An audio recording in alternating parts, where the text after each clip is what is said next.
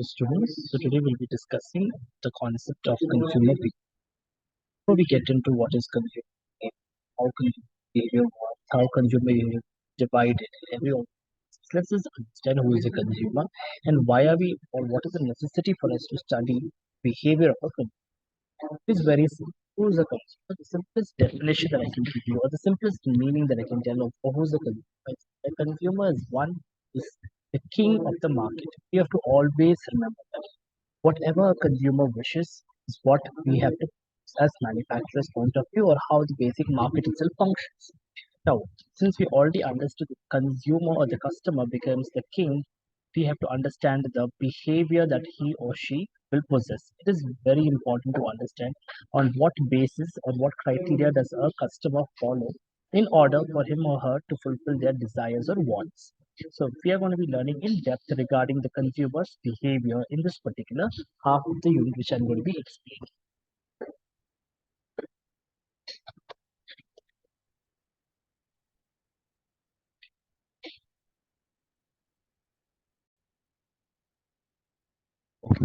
So let's just know a basic understanding of what is the meaning of consumer or how does a consumer work.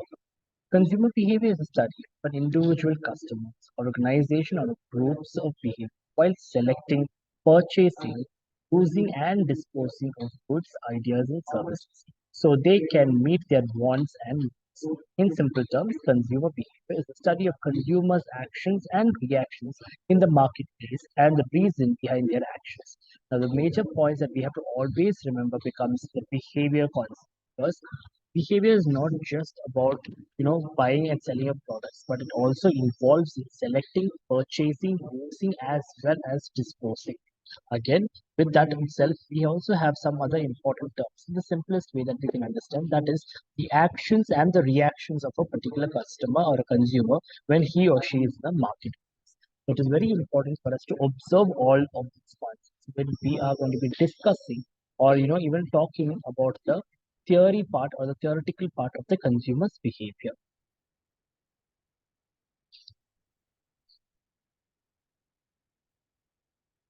Now let's just understand there is a basic division that happens. Now we already know how consumer behavior, what is the meaning of consumer behavior, how consumer behavior works, all of these concepts.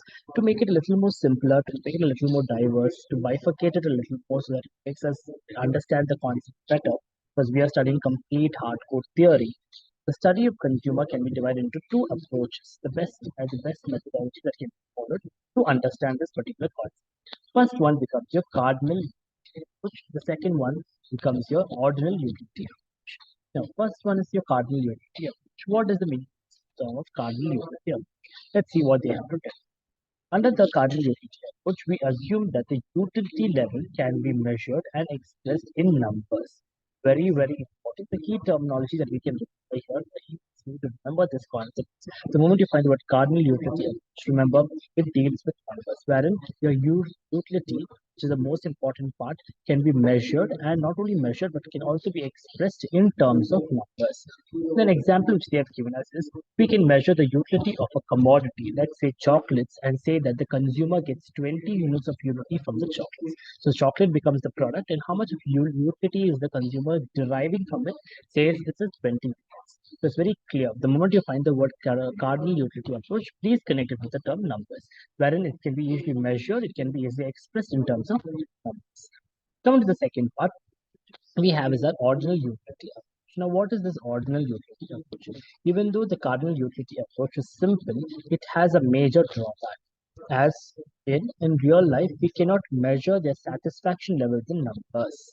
I'll get back to this. However, we can rank our preferences amongst the alternatives by expressing which commodity ranks gives us a more preference amongst the alternates, gives less or more utility. For example, there are two commodities, apple and banana. Consumer consumes both commodities and like apples more than bananas. We can say that apples provides consumers with more utility than a banana. To very summarize the entire paragraph, first half they have told me clearly that cardinal utility approach is there. It is very simple and very easy to understand, but there is a major drawback to it. What is the major drawback? It's very clearly said that as in the real life, we cannot measure these satisfaction levels in terms of number. It is not practically possible for you to go individually and find out from each customer. So rather, we implement another methodology here, which is called as the ordinal utility approach. So what happens in your ordinal utility approach? It's very simple. However, we can rank our preferences. Like in the first term, we had told you to focus on more on the term as numbers. In the second term, we are going to give more importance on the concept of ranking. Okay, ranking our performances amongst the alternatives. When we have alternate options, when we have options given to us, how are we going to rank? Which is better than which one? How much satisfied am I? How much am I not satisfied? What is the level of satisfaction I'm going to derive from one particular product when compared with another particular product? That concept is going to be called as your ordinal utility. So it clearly says it ranks our performances amongst the alternatives by expressing which commodity gives me less or more utility. Here we're not going to be highlighting or focusing on the concepts of units in terms of numbers, but rather we're going to be focusing on the position that we are going to give. Which rank am I going to give? Which one am I going to choose from the best alternatives that I have? There are two commodities, example, apple and banana. The consumer consumes both the commodities and likes apple more than bananas. So there are two commodities which has been given to the consumer. He consumes both the commodities. And ultimately, what is the reaction that he gives? He says very simply that he is preferring or he likes apple more than the bananas. We can say that the apple provides the consumer with more utility than a banana. That's simple as that. When he had both, he did a comparative statement immediately, stating that he is getting some sort of an extra attention or some sort of an extra happiness when he consumed the apple, which he did not get when he consumed the banana. This is the simplest way of again, just have a recap of the two types that we have, two approaches we have. The moment you find the word cardinal, please remember it is directly dealing with the numbers. And when you come to the term ordinal utility approach, again, it's very simple. It is directly deals with the ranking position. So it's basically a position you want to give you between two commodities which you're choosing. It can be the rank which you choose, which is giving you more, better alternatives or giving you more utilities compared with the two commodities which has been given to the consumer. Okay, next. We have few differences now. We already know what is consumer behavior. We got to know what are the two bifurcations that takes place, the easiest methodology to calculate it. So the first one was cardinal utility approach, and the second one becomes your ordinal utility approach. Again, cardinal utility approach and what is ordinal utility approach in depth I've explained you all. Now let's see the differences. Okay, there can be a lot of differences again, because both in the end of the day, both we are going to be using for understanding the consumer's behavior. So it's not just going to be focusing only on the units or the ranking, but also there are real reasons as to why people prefer cardinal utility approaches and people prefer ordinal utility approaches. First one, the meaning, as we already know, the measurement of utility or satisfaction derived by a consumer after consuming goods or services in numerical terms. So numerical terms is the highlight under cardinal utility approach. And when it comes to your ordinal utility approach, the measurement of utility or satisfaction derived by a consumer after consuming or services in qualitative terms. The moment you find qualitative, please relate it to the word of position. Okay, in which position am I going to be giving them? Which is the reason why I'm choosing this than that between the two particular commodities. Second one, which is more realistic or which is more real in nature. First one is what?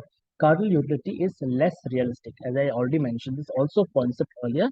It is not practically possible for us to go individually and figure out the numbers of units which is consumed and when the particular consumer has attained the point of utility where it's maximum. So it is not practically realistic in nature.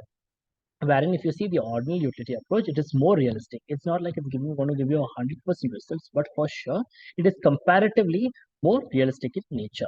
Then we have the approaches that we have. So this one is what by default you are dealing with numbers here. So it becomes the quantitative approach. This becomes quantitative in nature. And whereas ordinal, when it comes to your ordinal approach, it is qualitative in nature. This qualitative nature is because you are completely going with your own levels of satisfaction. At which particular point are you comfortable?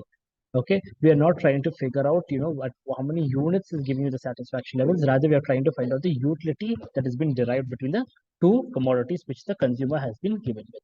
Then, coming to the measurements part, cardinal utility is measured in utils. It's very important. And the second one is cardinal ordinal utility approach is measured in ranks, positions, which particular rank can be given. And then we have the analysis part. Cardinal utility is measured by marginal utility analysis, which is another concept which I'll be explaining. And the second one is the ordinal utility, which has been measured by the indifference curve analysis. Both of these terms are very important and it has a very significant role to play when you're studying the concept of consumer behavior. So I would recommend you all to please watch the videos when specifically focusing on your marginal utility analysis as well as your indifference curve analysis. Okay. So with this, we wind up with the concept of today. I would like to just have a quick recap of what we just studied. We started off with the basic meaning of what is a consumer behavior. Consumer behavior is nothing but what? A study of individual customers. Please understand, we're not taking as a whole individual customers, organizations, or groups' behavior while they are selecting. The concepts that you have to remember by default becomes your selecting, purchasing, using, and disposing of goods and ideas. Again, coming back to a simpler terms of putting the same meaning, is nothing but the actions and the reactions which takes place when a consumer reaches a marketplace. Okay, and behind on that, what are the reasons for them to have that kind of a reaction based on their actions?